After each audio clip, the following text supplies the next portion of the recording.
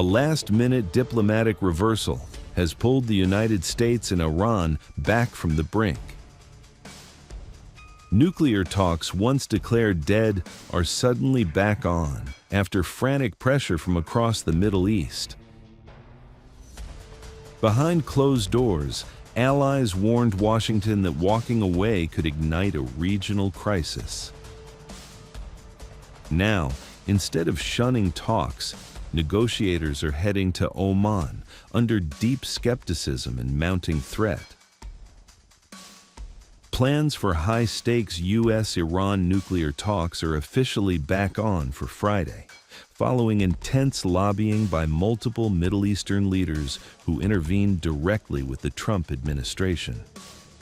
2 U.S. officials confirmed that at least 9 countries urged Washington not to abandon the meeting, fearing that a diplomatic breakdown could rapidly slide into military confrontation.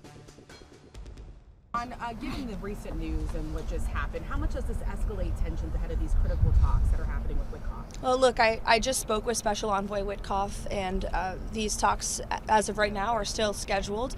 President Trump is always wanting to pursue diplomacy first, but obviously it takes 2 to tango. You need a willing partner to achieve diplomacy, and that's something that Special Envoy Witkoff is intent on exploring and discussing. As always, though, of course, the president has a range of options on the table with respect to Iran. As commander-in-chief, I think they learned that quite well last year with the strike in Operation Midnight Hammer, which was wildly successful and obliterated their nuclear capabilities. But those talks will continue later this week as far as we're concerned right now.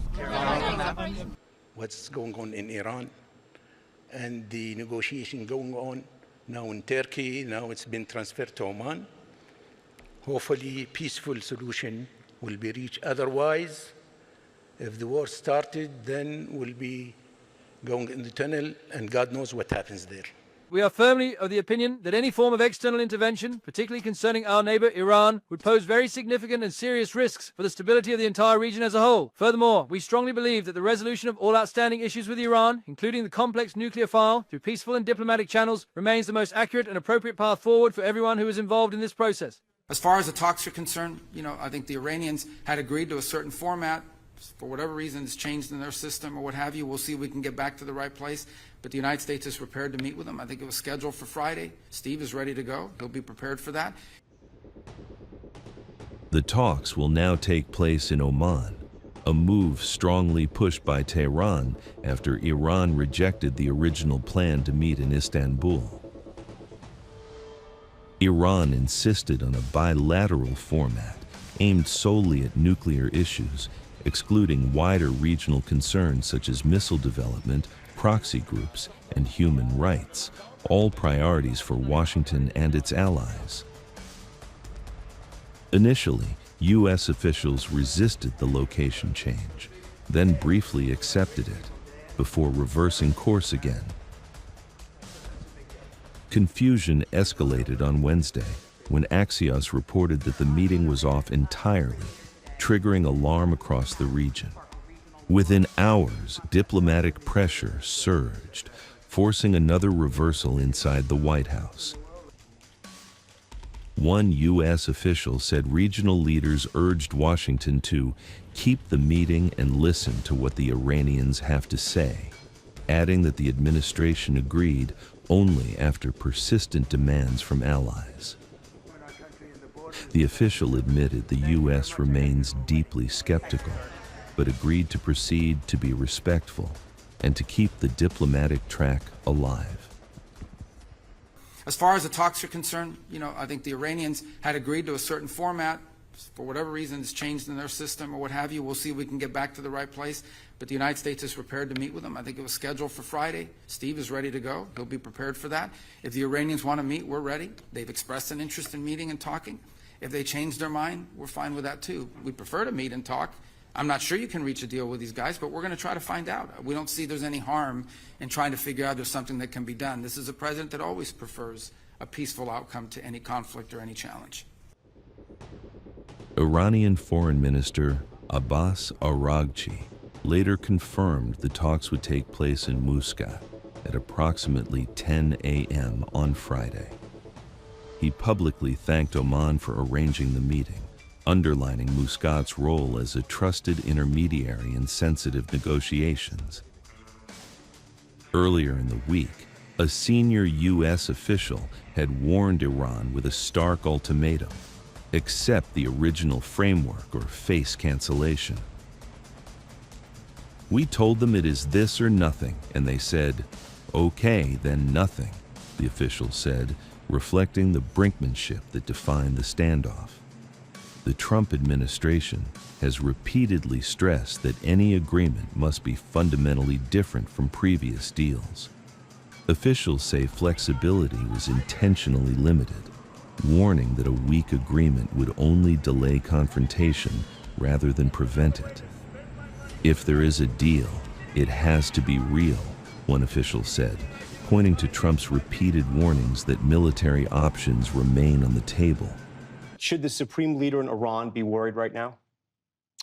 I would say he should be very worried, yeah, he should be. As you know, they're negotiating with us. I know they are, but the protesters have said, you know, where are the Americans? You promised them we would have their back. Do we still have their back? We've had their back, and look, that country's a mess right now because of us. We went in, we wiped out their nuclear. So that's the question. If we wipe them we out, have peace in the Middle East. Yeah. If I didn't take out their nuclear, think of it. If we didn't take out that nuclear, we wouldn't have peace in the Middle East.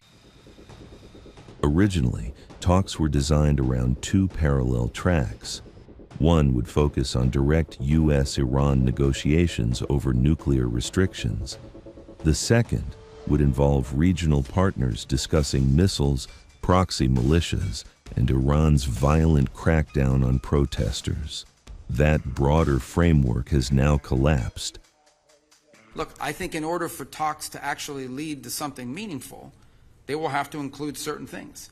And that includes the range of their ballistic missiles. That includes their sponsorship of terrorist organizations across the region. That includes the nuclear program, and that includes the treatment of their own people. As of now, only bilateral nuclear talks will proceed in Oman. U.S. officials privately admit the narrowing of scope reduces the chances of a breakthrough while increasing strategic risk. Meanwhile, Washington has been coordinating closely with Israel.